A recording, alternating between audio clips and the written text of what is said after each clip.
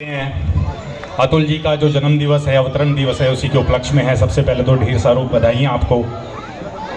एक परिचय विधायक जी का मैं दे दूं, दो पंक्तियां इनके श्री चरणों में रख रहा हूं कि रहने दो हाथों में उठाने के लिए, रहने दो हाथों में उठाने के लिए एक प्रकाश आएगा और दिख जाऊंगा मैं। और लिखा था जो कल कागज के टुकड़ों पर पढ़ देना, आज फिर नजर आ जाऊंगा मैं। तो ऐसी शख्सियत है हमारे शहर की आन बान शान माननीय विधायक जी। जैसा जन्मदिन का उत्सव है, बड़ी अजीब दास्ता है कि हर वर्ष हमारी उम्र घटती है और हम सेलिब्रेट करते हैं। हमें लगता है कि हमारा जन्म दिवस है, लेकिन हम अपनी जिंदगी का एक वर्ष कम करते जा रहे हैं। उसके ऊपर चंद पंक्तियां देखिएगा कि हर बरस जिंदगी की उम्र घटती रही। विधायक साहब, हर बरस जिंदगी की उम्र घटती रही और हम हैं खुद को जवां समझते रहे। और जितनी उम्र है उतनी बत्तियां लगी जब केक पर, मानो अपने ही दामन को छल्ली करते रहे। और खुशी की कैसी अजीब दास्तां है, बढ़ती है उम्र घटती है जिंदगी, बढ़ती है उम्र घटती है जिंदगी। और देखो हंस हंस कर कैसे अपने ही तालियों पर तालियां भरते रहे। यहाँ कौन है अपने और कौन पर आए, यह पहेली साथ लिए जीवन भर कभी उलझते तो कभी सुलझते रहे। और अपनों का ही, विधायक जी कह रहे हैं कि अपनों का ही मन रखने की खातिर, अपनों का ही मन रखने की खातिर बन जन्मदिन की मोमबत्ती सा उनके अंधेरों को बस रोशन करते रहे, बस रोशन करते रहे। आपको जन्मदिन की पुनः शुभकामनाएं।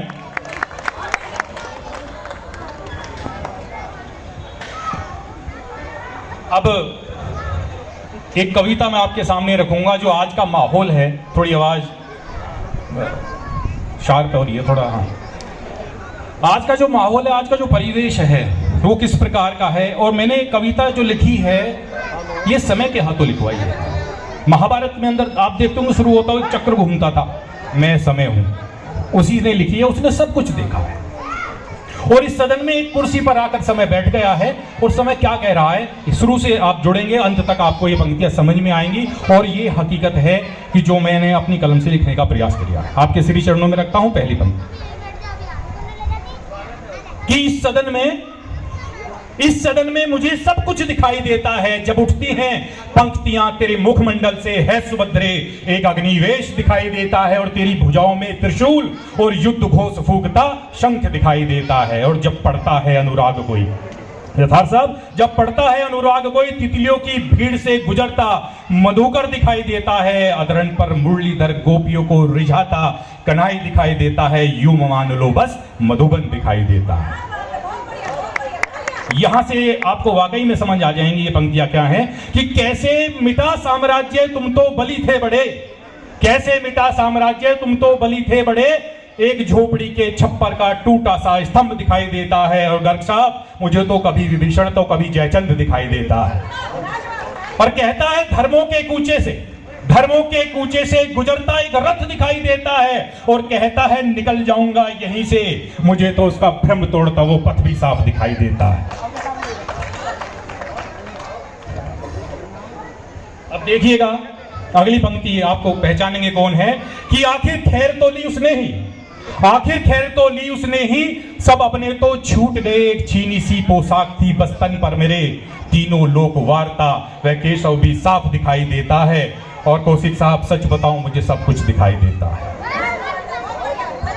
और आज का संजीवन रक्त है, आज का संजीवन रक्त है। चारों तरफ में शोर के जोर से कहता हो जिसकी वाहिनियों में बहता।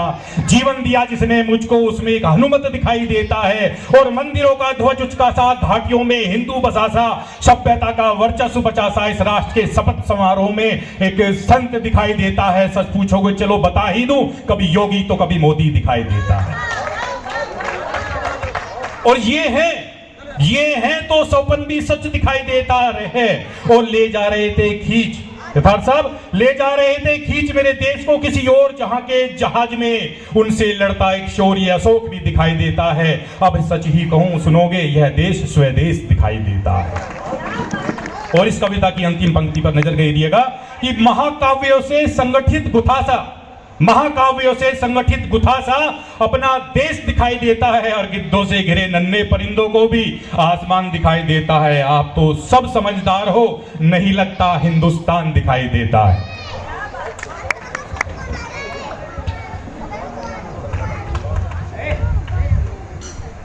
पांच मिनट और झेलना पड़ूंगा बस, और क्योंकि कवियों को सुनने वाले बहुत कम होते हैं, हम तो हाथ पकड़ पकड़ के सुनाते हैं एक दूसरों को। लेकिन आज जो शख्सियत बैठी है, हमारा सौभाग्य है। अभी आज़ादी का अमृत महोत्सव गुजरा है और कई मंचों पर मैं और वैभव शर्मा और अनेकों कलाकारों के साथ में हम गए और हमने वहाँ पूछा, बच्चों से पूछता था मैंने कि 10 अभिनेताओं के नाम बताओ।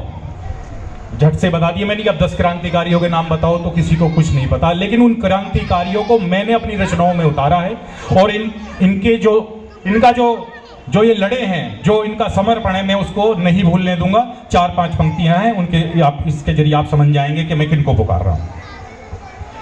आओ तुम्हें मैं आजादी का इतिहास सुनाता हूं, कितने झूले फंदों पर उनकी चीख नाद सुनाता हूं, जिनके कारण धरा भूरी सी आसमान नीला सा, संसार में सांसों पर ना कोई पहरा ठहरा है, इन विभूतियों का शंखनाद सुनाता हूं। सबसे पहले क्रांतिकारी को सुनिएगा, पहचानेंगे कौन है।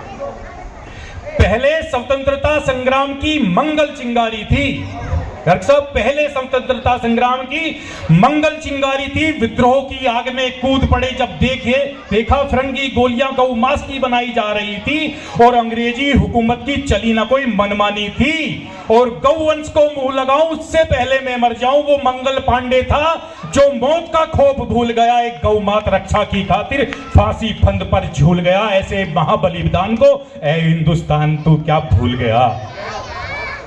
देखिएगा दूसरा क्रांतिकारी चेहरा कौन है कि बंगाल से उठी एक आवाज नाबालिग ललकारी थी, बंगाल से उठी एक आवाज नाबालिग ललकारी थी, छोड़ो मेरे भारत को, फिरंगियों में कैसी मची हाहाकारी थी। देख निडरता उस वीर बालक की, अंग्रेजी शासन हिल गया और निडर निर्भीक खुदीराम कर आंख बंद पड़ गीता का चंद मृत्यु दहली पर झूल गया।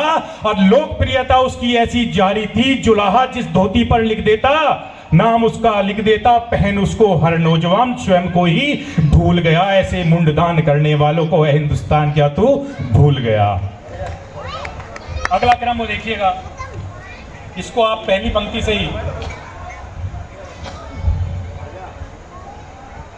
पहली जो मैं लाइन पढ़ूंगा उसी से आप पहचान लेंगे ये क्रांतिकारी पुरुष कौन है। संजीव शर्मा जी को समर्पित कर देता हूं। पिछली बार जो काव्य पाठ हुआ था वहां वंचित रह गए थे, समय का अभाव था, लेकिन ये पंक्ति आपके श्री चरणों में कि जलते जलियांवाला की राख देखकर उठी जो अंगारी थी, जलते जलियांवाला को राख देखकर जो उठी अंगारी थी, ये पूरी ब्रिटिश हुकूमत पर भारी थी और नौजवानों के सब्र घड़ी अब टूटी थी और मां के आंचल की छाया अब छूटी थी। रणबेहरे की अब जो तैयारी थी, सैंडर्स की मौत की बारी थी। असेंबली में बम फेंक इतनी दहशत दिलों में उतारी थी, फांसी के वक्त को भी हुकूमत भूल गया। और जिंदा दिली मेरे शेर की देखो, बेवक्त ही गुरु सुखदेव संग फिरंगी तख्त पर झूल गया। इंकलाब जिंदाबाद कहने वाले को वह हिंदुस्तान क्या तू भूल गया।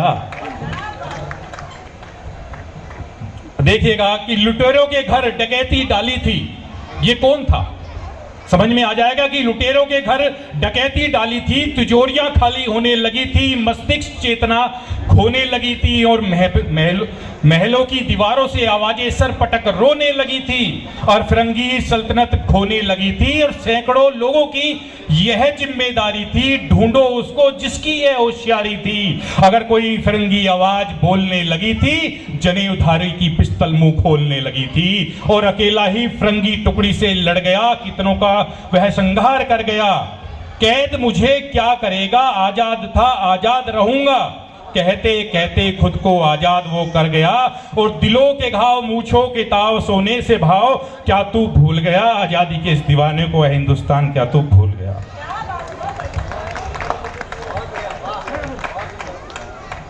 और अंतिम 2 पंक्तियां देखिएगा, गौर करिएगा कि दूब घास भी नागफनी सी फुंकारी थी, दूब घास भी नागफनी सी फुंकारी थी, दुश्मन को छलने करने की उसकी भी जिम्मेदारी थी। एक विगुल का और उद्घोष हुआ, जाने हिंद शान हिंद नेता सुभाष चंद्र बोस हुआ। मुझे खून दो मैं आजादी दूंगा, तीखे तेवर से जब बोल गया, थर्राए जमी कांपे अंबर, ब्रिटिश आकाओं का सिंहासन तक डोल गया। अपूर्ण है सब राष्ट्र लेख, जीवन रक्त से भीग गया। ऐसे विद्वान जीवंत जवानी की कुर्बानी को हिंदुस्तान क्या तू भूल गया। एक लास्ट है, और ये उसके अंदर क्रांतिकारी जो सेना थी उसके अंदर एक वीरांगना भी थी, उसी के ऊपर ये पंक्ति है, देखिएगा मिश्रा जी, देखिएगा कि काल गति जब काली घटा दुर्ग को घेर लाई थी, बादल और पवन को मरने करने का अस्तबल से फेर लाई थी। और जिन हाथों में फूल थे कभी, आज उनमें पुरानी शमशीर बिजली सी तमतमाई थी। और बांध पीठ पुत्र को दुर्ग से जो छलांग वीरांगना ने लगाई थी, यह देख सोई जवानी जागी थी। और उसकी भ्रगुटी और उबलती आंखों को देख कायर अंगड़ाई रण से भागी थी। लड़ते लड़ते युद्ध में वीर गति जिसने पाई थी, वो कोई और नहीं रानी लक्ष्मी बाई थी। और जिसके अश्व पर बैठी हाथ तलवार खींचती लगाम की परछाई में शिवाजी तक दिख जाता है, उसके उस पराक्रमी बलिदान वीरांगना के समर्पण को ए हिंदुस्तान तू क्यों भूल जाता है।